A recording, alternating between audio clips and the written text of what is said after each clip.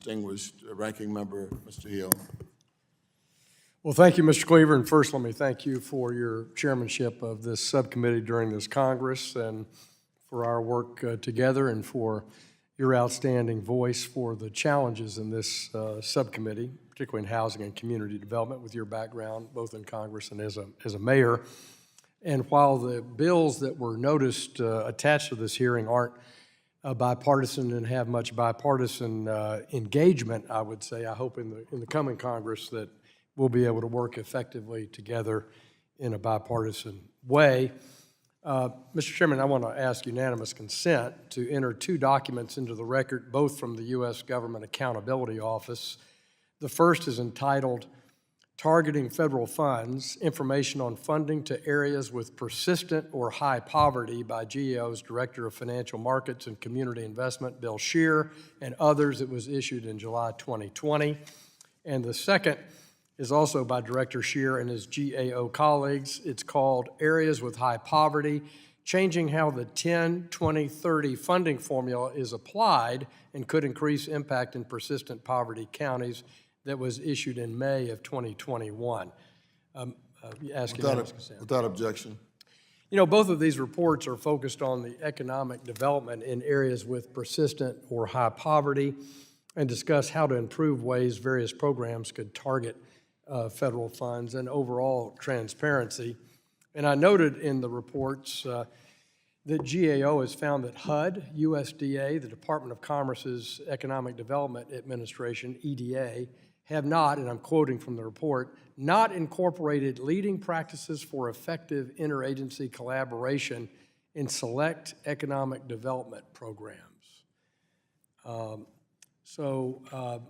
George, what's your view of that? Could we do a better job of interagency coordination to laser beam all these programs into these counties? Thank you, Ranking Member Hill. I agree that there could be more coordination and more effort generally. I do think the agencies try really hard and are making sound investments in these communities. There are some instances that were noted in the testimony where there was a lack of adequate staffing and resources in some of these agencies to direct those funds, but by all means, we think collaboration is a good effort across the board among the agencies. Thank you. Mr. Burt, first, please tell Bill Bynum hello for me. We were on the CDFI advisory board together in the early 2000s and enjoyed my association with him in overseeing the CDFI program at the Treasury. And thank you for being a good investor and partner in Arkansas with Hope Federal Credit Union and your nonprofit work. What's your view of that coordination? I hear you on down payment assistance, and in Arkansas, and talking to the Arkansas Development Finance Agency, we have really, because of we use the bond program to replenish that, we effectively have more down payment assistance available than people applying for it. As a general statement, I don't want to say in any given year, but we have a robust state program there. But how do you feel about this coordination of these federal programs in persistent counties, about coordination, and who stands out? Does the Delta Regional Authority help broker some of that in your experience in the Mississippi Delta? No, absolutely. We do support the interagency collaboration in deploying funds to communities that are deep in poverty. One of the things that we like to highlight is making sure that federal funds get to the communities that do the best work in serving these communities.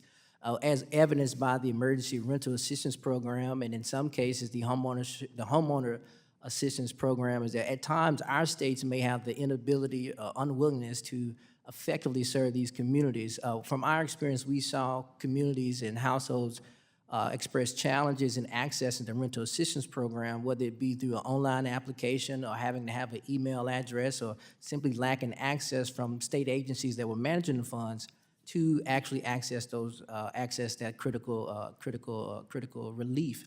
But in addition to that, what we also like to amplify is that where there is opportunity, send these funds directly to CDFIs with a strong track record. We have a good example of the ways in which CDFIs have the ability to encourage public and philanthropic dollars to make a difference in homeownership in real communities. This question reminds me of the story of Eastmore, Mississippi, a small subdivision in Moorhead, which is a small town of about 2,000 people in the Delta. In 1970, Eastmore subdivision was built right outside of the small town of Moorhead, hastily construction. In the subsequent years, the sewage actually seeped into several yards and caused about 20-something odd homes to be either burned or destroyed. In 2015, Hope put a branch there in Moorhead, and we reached out to several partners and got a grant from Goldman Sachs, got money from Home Fund, got money from Department of Agriculture, and with a few other philanthropic investors, but a few other philanthropic monies, we were able to provide rehabilitated housing for that community.